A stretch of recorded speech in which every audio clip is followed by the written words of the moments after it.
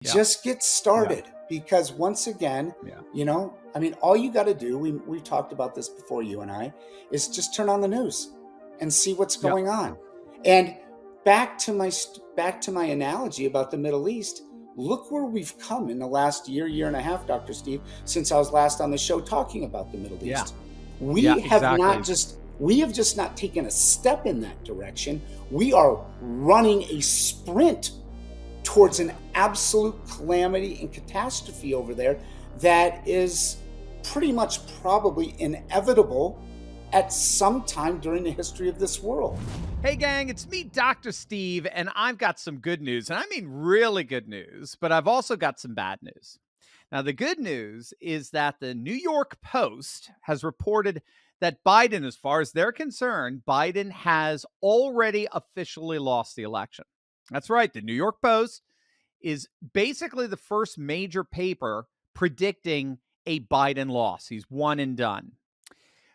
But it's not because of Trump's dominance like we saw in Iowa. It's not necessarily even because of like the incompetence at the southern border.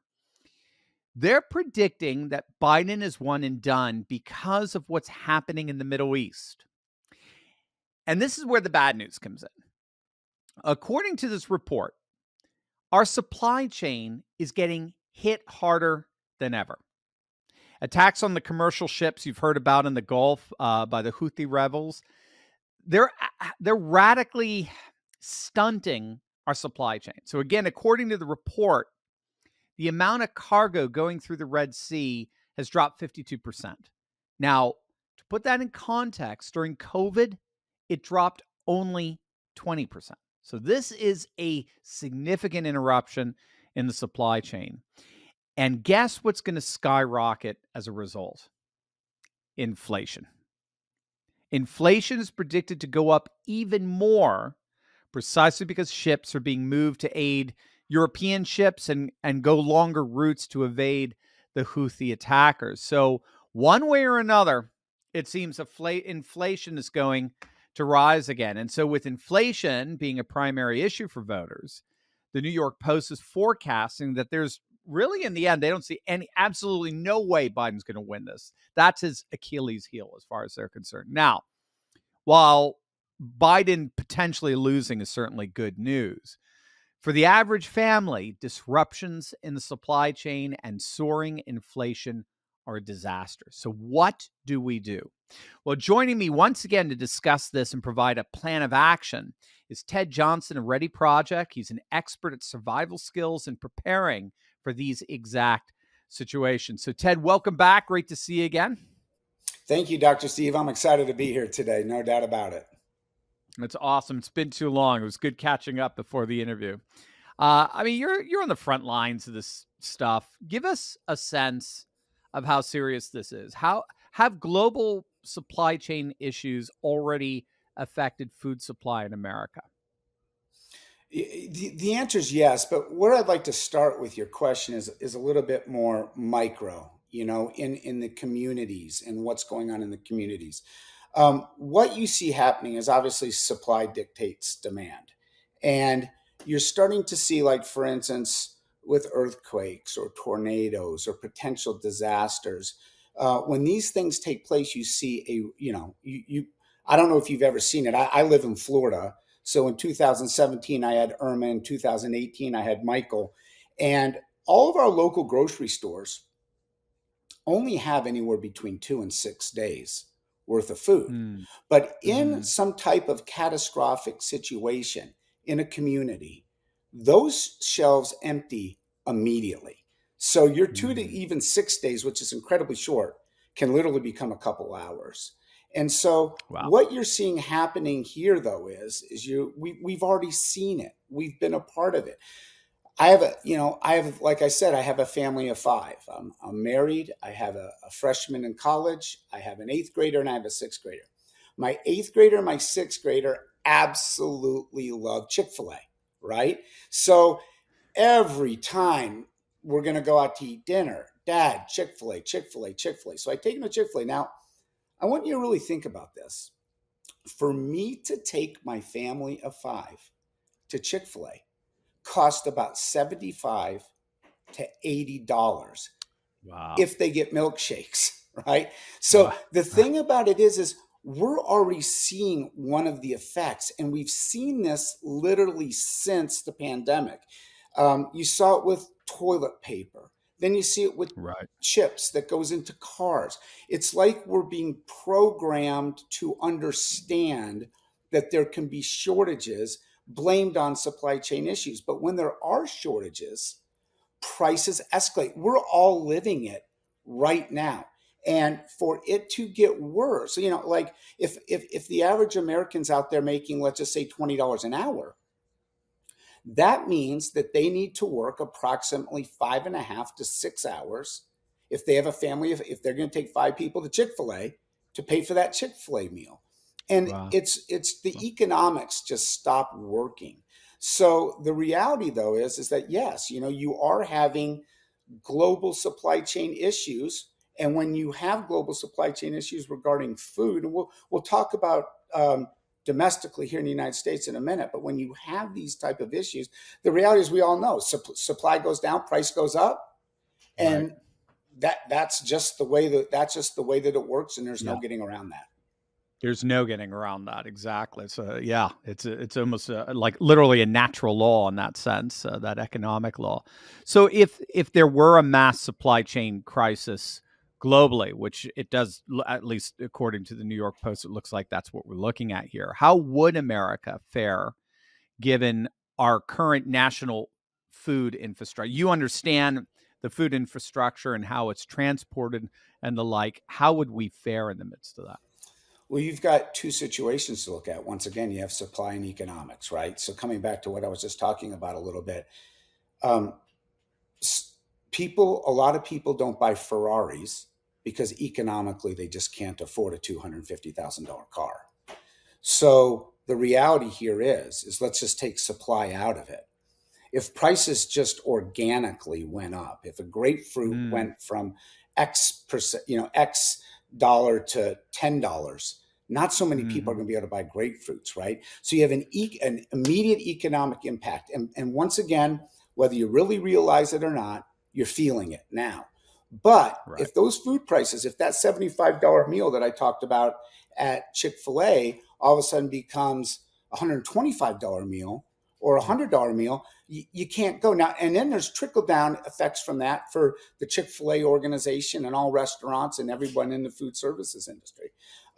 So you have just basic economics that can drive prices so high that people cannot afford the the essence of life, which is basically water and food. Then you Right. have then you have another situation, which is a true supply chain shortage where you have no supply. This, in some cases, is even worse because now, even if I can pay $1,000 to go to Chick-fil-A, Chick-fil-A doesn't have chicken. Right. So the Right. reality is that then that even gets worse, and supply is what we've all got to look at now. Economics is literally just as important because that eliminates supply for a whole lot of Americans. But the Right. reality is that we spoke last time, and I Yeah. really focus and talk a lot about how, oh man, I'm American through and through, right? And but at the end of the day, I'm just telling you that although I believe that we are still the ultimate world power and dictate a lot of things that happen in this world, so this is not an anti-American statement. I'm just saying Right. Right. our having to. I'll give you an example a little bit outside of food. We talked about this last time. 70% ish of all metformin. Metformin is a drug that type 2 diabetes need to drive their blood sugar down. 70% of that drug comes from the nation of China. Right. So all Right. of a sudden, what's going to happen if something happened? Taiwan, this, that, I mean, just watch the news. You see 8 different storylines on any given day or more on China and our relations with China. What would happen if that drug stopped coming in to the type 2 Right. diabetics that absolutely need the drug? So we already know what would happen. The the wealthy would continue to get the drug until the point that only even maybe the 1% could get the drug. So Right. what is happening on that on a worldwide level is we are so now reliant. We are Yeah. not as self-sufficient as Americans would like to believe. And if you really look back upon our history, you go back to the 1800s, people worked for food for the most part. Right. There Right. was other other verticals, but for the most part, we all worked for food. I got It was up a and I, commodities-based economy, as it were. Yeah. yes, it was commodity. I went out and I got the eggs. Little Benny Yeah. went milked the cow. Charlie and I Yeah. went out and plowed the field. You reap what you Yeah. sow. The crops coming down the road. Right. Well, then the industrial age comes along, and we really, as a whole, really stop working for food and stuff, and like you say, commodities. And we start working for money, and For cash. urbanization Commodities starts to, versus cash. yeah, Yep. Yep. and urbanization starts to take place.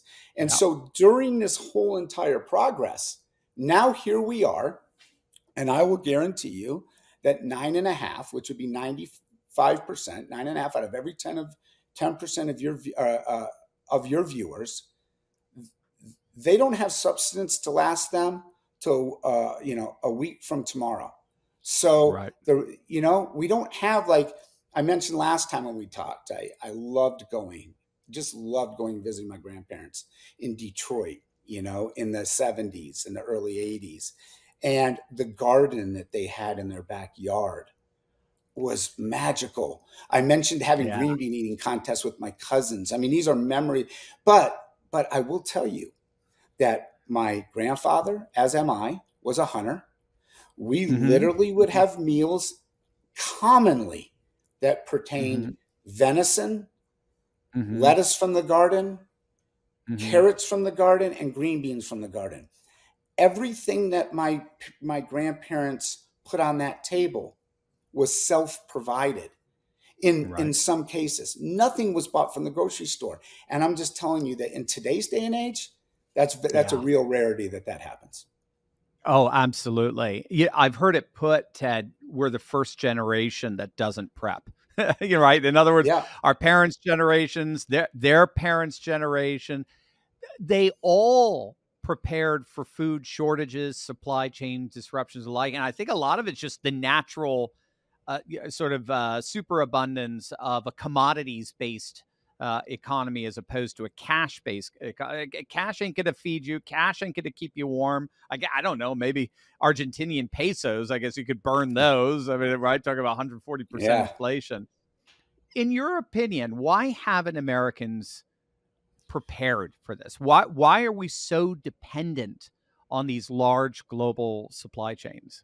That's such an interesting question, and I really actually don't know if I can answer it. Because there's a psychology behind it.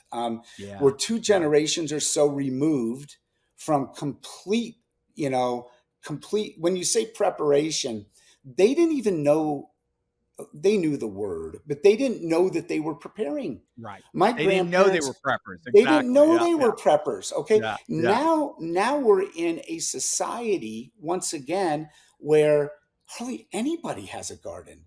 I mean, the amount of people that can actually take care of themselves for any type of extended period of time is slim to none. Yeah. And what it really is to me is it's the how can I put this? I grew up in a wonderful middle class American home with two parents that really took care of me. They Yeah. both worked, they both Right. provided for the family, and I just kind of feel like America as a whole, not that we've been like coddled, but we just think everything's going to be all right. Now, the Right. pandemic was a little awakening for that, especially for those people that like to use toilet paper, right? There was a little awakening during the pandemic. But I just think that people have become pessimistic in a sense of, I'm going to be okay. I'm going to be all right. Yeah. That's not going to happen. The last time we Right. spoke, I gave you a hypothetical situation. And the hypothetical story that I tell sometimes is you and I go to sleep tonight and we wake up in the morning and we hear that there was a nuclear event in the Middle East. Now, Iran has been promising for decades that the second they get their hands on a nuclear weapon, first thing they're going to do with this, put it right into Israel. Okay. We spoke last about a year and a half ago. And what I was talking about in that story is I was talking about, although we're okay, and unless we have family there in the Middle East, probably most of our families are okay as well. But the reality is that on that day that something like that would take place, an actual nuclear event outside of World War II, the reality is the economy would absolutely plummet. And Yeah. I'll get into the distribution uh, system here in America in just a second. But if you even look at where we're at today, Dr. Steve, versus a year and a half ago, when I first brought this up to you, how much closer are we to that reality? Now, it might seem to some people like it's still never going to happen. I'm telling you, in this day and age, anything can happen. But we It's have for sure. Yeah. blinders on. McDonald's is Yeah. open. McDonald's is Right. open right now. Taco Bell's open. I can go get some riblets at Applebee's after for dinner tonight. I mean, my our lives are still cruising along. And that's Right. why I feel like we're the most unprepared Yeah. generation we are in the history of the actual world because of the blinders that we have on that everything is going to be okay. Oh, and if something would happen, somehow the government will snap their fingers and make magical carrots and we can all eat. It's a fallacy. And if I could just parenthetically, it's just so fast because I've done some videos of the demons of Davos, as we call in the World Economic Forum. They're Hmm. meeting this week and so forth. But Yes. what you're saying, it does seem like the logical outworking of that is that sort of great reset. You will own nothing and you'll be happy. You Hmm. just everything is rented. We take care of everything. You don't have to worry about it. It's all inclusive, right? Hmm. That's But in right. the end, right, they're controlling everything, and what you're saying is when you get behind, you see how the sausage is made, as it were, get behind the scenes. It is not in any way, shape, or form anywhere near as stable as they would make you think. No, I believe too. It's convenience is one of the biggest killers of preparation. Why do I need to Mm, prepare? If right, listen, Dr. Steve, we're a couple minutes into this interview. I'm going to be straight. I haven't eaten lunch yet. So after the interview, I mean, come on. I have a meal. I go to Popeye's fried chicken. I go to McDonald's. I go to Taco Bell. I mean, it's right, convenient. It's very, very right. convenient. And so, to answer your question in a very long-winded way, I believe the reason why we are not prepared really boils down to a number of different things, but convenience being one of them, and the thought and philosophy. McDonald's is going to be there forever. Think about it, McDonald's has been there Yeah, my whole entire life. It's going to be there right, forever, and that right. that kills that kills the spirit of preparation because you just don't feel like there's really anything to prepare for. Do you think there is a sense of ownership there, to like real estate? Money is gold, or food is garden, or what you hunt for. I mean, in a sense, I'm renting from McDonald's, right? McDonald's takes care of it all for me, and as long as I have some cash, I can obtain it. But it's not mine. McDonald's isn't mine. Whereas my garden is mine. My kill is mine. My house is mine, as it were. My gold is mine. There's a realist. We've lost touch of the materiality of money and real money and real estate. And it seems like it's playing into exactly the way you traced it out since the beginning of the Industrial Revolution. It's just playing into the way the modern world does economy, and even patriots are ironically getting swept up into an economy where they are every bit as vulnerable as the cosmopolitan liberals that we we find so much fault with. Mhm. Absolutely. Back to preparation piece. I'm sitting here right now. I have lights on. I have electricity. I have heat. You're not feeling any pain Right. A lot of Americans are, okay, but personally Sure. Yeah. myself, I'm not sitting here feeling any pain right now. Right. And until the pain actually really comes, and and as Americans now, I'm in the preparation business, and I'm in the preparation business for a reason.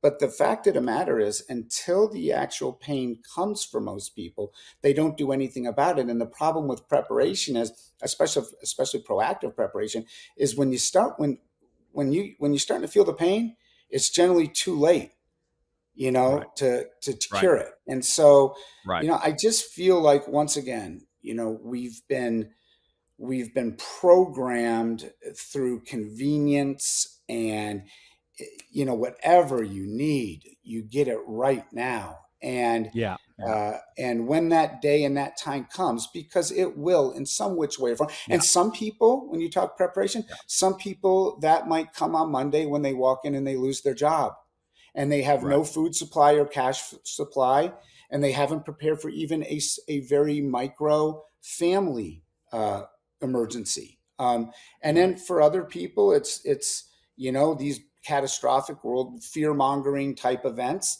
They're never going to take place, although horrific events are taking place all over the world right at this very moment when we're Right. talking, and can escalate at any given time. Um, Right. so yeah, I just Yeah. feel like at the end of the day, we've gotten very, very soft, and Yeah. we've That's a we've good been, word. yeah. Yeah. Give me, yeah, let's piggyback off that. Give us a plan of action, Ted. You've been in this for so long here. Um, Give us a plan of action. We got supply chain interruptions, we got inflation. What can we do right now to protect ourselves and our families in a time of crisis? Well, when you're looking at the pillars of survival, you have air, water, food, and shelter. Air, minute and a half, 3 minutes. There's not a whole lot we're going to be able to do if there's no air to breathe, right? That's a T minus situation. Then you have the three things that you can really control: water, food, and shelter. Shelter, hopefully, most people can afford some type of shelter, um, because shelter is obviously needed, and it's a pillar for a reason. You've got heat, you've got weather situations, Mother Nature isn't the nicest at times, so on and so forth. But the two that you can really control is water and food. And food is something that, it's just an easy equation. We talked about this a little bit last time. How long should I be prepared for? How Mhm. much food should I have? And how many people do you have in your family? It's really that simple. So, like, for instance, if you have 6 people in your family and you want to be prepared for a year, you're going to be basically buying 6 years worth of food storage to make Mhm. sure that your family can eat for that year. Now, FEMA says you should have 2 to 3 weeks worth of food storage. I'm in the business, and I told you this last time, and I'll tell it to you again. When I spoke with you last time, I had about a year's worth of food storage for my family of 5. Now I have about 18 months worth of food Wow. Okay. storage. Okay, for each Okay. member of my family. I still feel like a year is a great, uh, That's a good benchmark, right? yeah, Yeah. it's a great benchmark, because at the end of the day, you have so many different things that can happen. Like I mentioned, a very micro but yet heavy event. You lose the provider of the income for the family loses their job.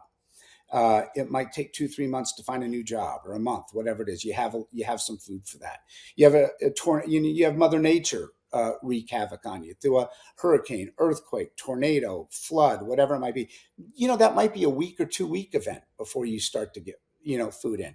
Then you have your longer events, and I'm not trying to fear monger here. This is what I was talking about earlier. I'm telling you exactly how it is. That if you look Right. around right now, and any one of your viewers looks around wherever they are, they're looking at a computer screen, they can look down at their watch, they can look at their hat, their glasses, their AirPods, whatever it might be. It all got distributed to the person Right. who sold it to you on the back of a diesel truck. So back to my hypothetical situation in the Middle East. If there is a Wow. really catastrophic economic situation, or a really horrific humanitarian, like a nuclear event that takes place somewhere, even if it doesn't take place here on our soil, it will Right. affect us. And if those, I Right. tell people all the time, if you're an entrepreneur and you buy a product for $2 and you sell it for 5, you probably have a really good chance for success. If you buy a product for 5 and you sell it for 2, no, the roles are going to be reversed. It's just like the diesel truck operators, and God Right. bless them all. The fact of the matter, though, is if diesel fuel gets to 7, 8, 9, 10, 11, $12, they can't run the trucks. If they Yeah. can't run the trucks, our whole entire supply chain here within the United States just completely shuts down. Now, that Wow. includes things that are kind of irrelative, like furniture maybe or television sets in a catastrophic situation, but it really boils down to food. I mean, Right. how much water do you drink out of the tap these days? You know, Right. Right. water now Right. is even, when I was a kid, I didn't know what a plastic bottle of water even was. I knew what a garden hose was, and I sucked water out of it like there was no tomorrow. But the fact Yeah. of the matter, Steve, is that that is really, that's the scary thing, is that Yeah. we look at these supply chains worldwide. We hear about ships here or ships there. Number of years ago, after during the pandemic, 1,000 ships outside of Los Angeles and Long Beach ports, Oh yeah. just Yeah. stacked out there for miles and miles and miles. Yeah, that's a real supply chain issue. But what we really don't realize is that in the United States of America, we completely rely on what railroads are left and Mm. our diesel trucks.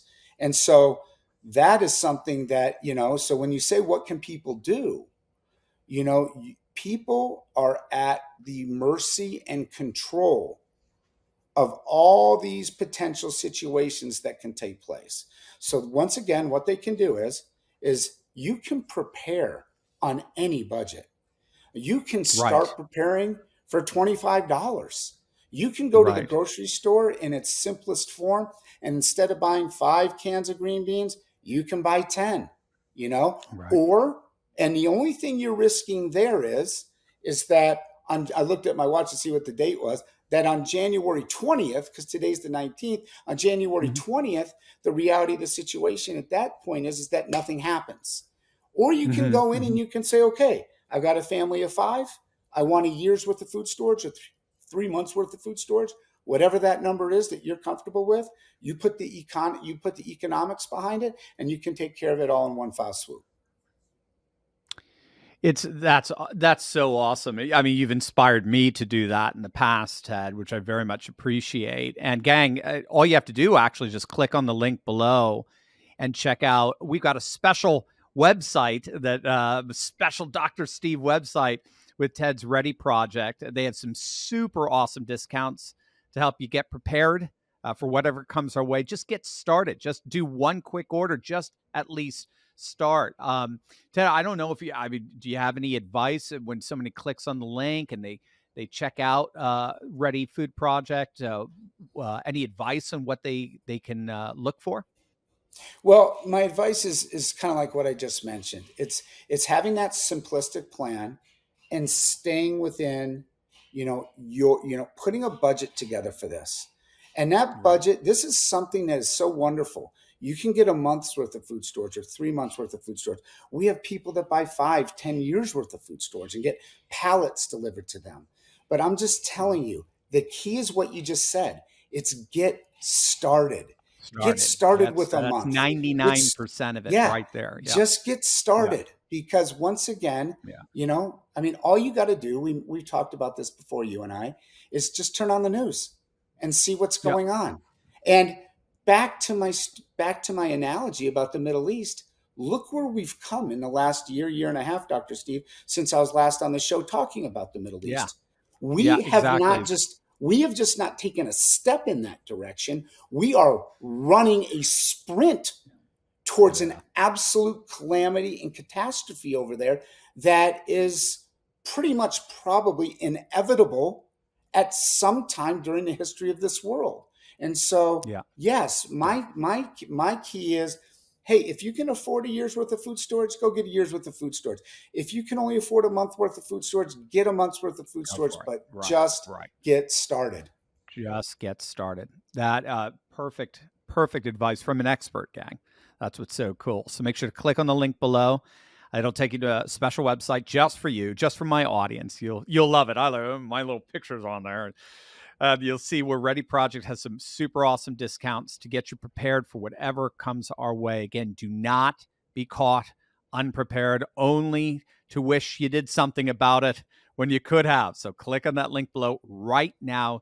Take advantage of Ted's super awesome savings for our audience. He's a patriot. He loves you, and we love him. Get your food preparation started today. Ted Johnson, my friend, good to see you again. It's been too long. Let's do this Yes. again. Nice to see you too, With the Dr. Steve. headlines that are coming out each and every day, Ready Project's more relevant than ever. Yes. Yes. Well, thank you very much. I appreciate you having me. And once again, people, just get started. This could be the most important decision that you make Yeah. uh, Yeah. regarding your family and getting proactively prepared. So well said. Absolutely. Click on that link, gang. You will not regret it. Thanks, Ted. Thank you so much again. Thank you.